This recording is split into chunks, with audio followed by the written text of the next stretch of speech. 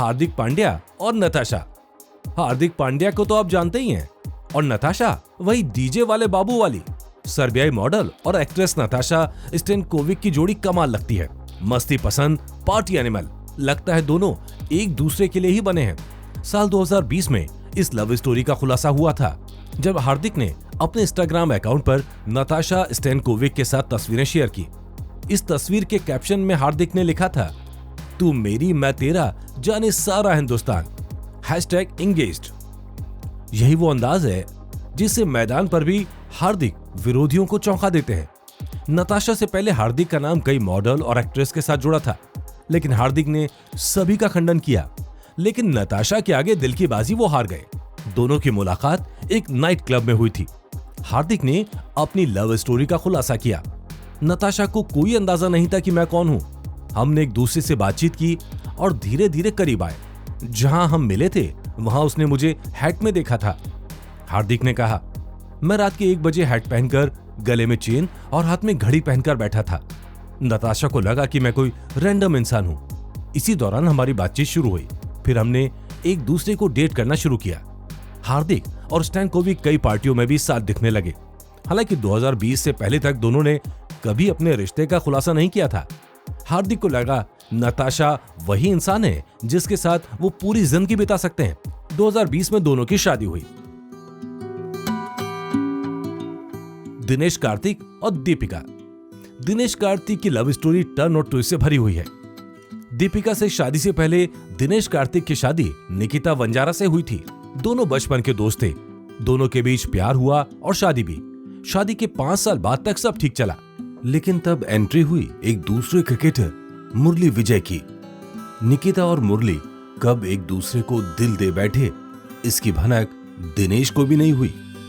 दोनों की बढ़ती नजदीकियां कार्तिक और निकिता की शादीशुदा जिंदगी में दरार पैदा करने लगी। 2012 में निकिता और कार्तिक का तलाक हो गया और निकिता की कहानी मुरली विजय के साथ बढ़ गई। दिनेश अकेले रह गए। लेकिन क्रिकेट में पार्टनर के आउट होने के बाद हिम्मत नहीं हारी जाती। नई जोड़ी बनाई जाती है, फिर से पारी खड़ी की जाती है। इसी तरह दिनेश कार्तिक के जीवन में एंट्री हुई इंडिया की स्क्वैश क्वीन दीपिका पल्लिकल की। उस समय दीपिका और दिनेश एक ही कोच वसु शंकर के साथ फिटनेस क्लास ले रहे थे। पहले दीपिका दिनेश को पसंद नहीं करती थी, लेकिन धीरे धीरे दोनों दोस्त बन गए। 2013 में भारतीय टीम के चैंपियंस ट्रॉफी जीतने के बाद दिनेश कार्तिक ने लंदन में दीपिका पल्लिकल को प्रपोज किया। 2015 में पहले ईसाई रीति रिवाज से और फिर हिंदू स्टाइल तेलुगु वेडिंग में दोनों एक दूसरे के हो गए। ऋषभ पंत और ईशा नेगी। ईशा नेगी के बधाई के इस तरीके ने ऋषभ और ईशा की लव गाथा को पब्लिक कर दिया था। बर्थडे पर तस्वीरों का वीडियो बनाया और लिखा, happy birthday my love. Isha Negi social media पर कई बार ऋषभ पंत के लिए पोस्ट कर चुकी हैं। वैसे ईशा किसी मौके पर भी पोस्ट करना नहीं भूलती। साल 2019 में ऋषभ पंत और एक्ट्रेस उर्वशी रौतेला को एक साथ कई बार देखा गया, जिसके बाद दोनों के रिलेशनशिप की खबरें आईं।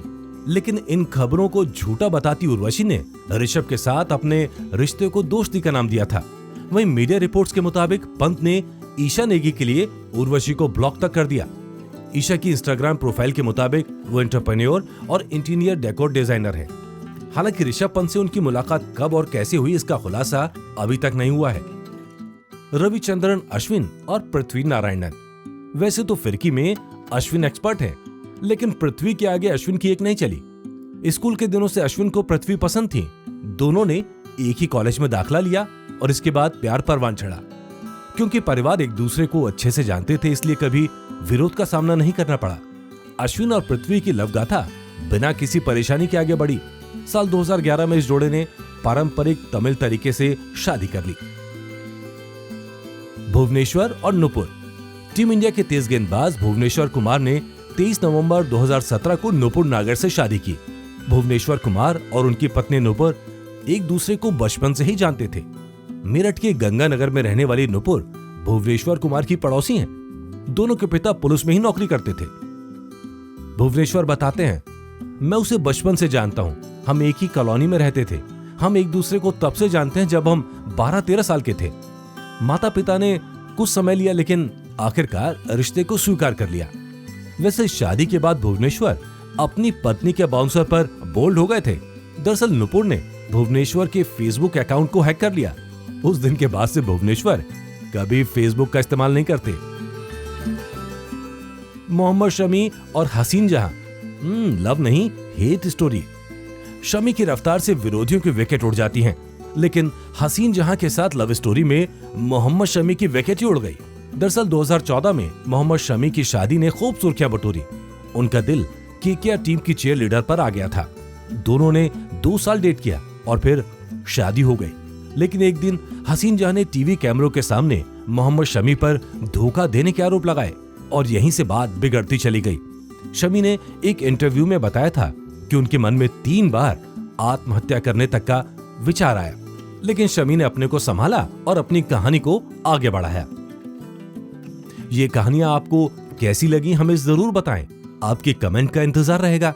और हाँ, सब्सक्राइब करना ना भूलें, क्योंकि लव गाथा आपके लिए रोज लेकर आता है लव कहानियों की डोज, जिसमें शामिल है लंबी प्रेम कहानी आज फिर तुम पर प्यार आया है और दुनिया की चर्चित प्रेम कहानियां।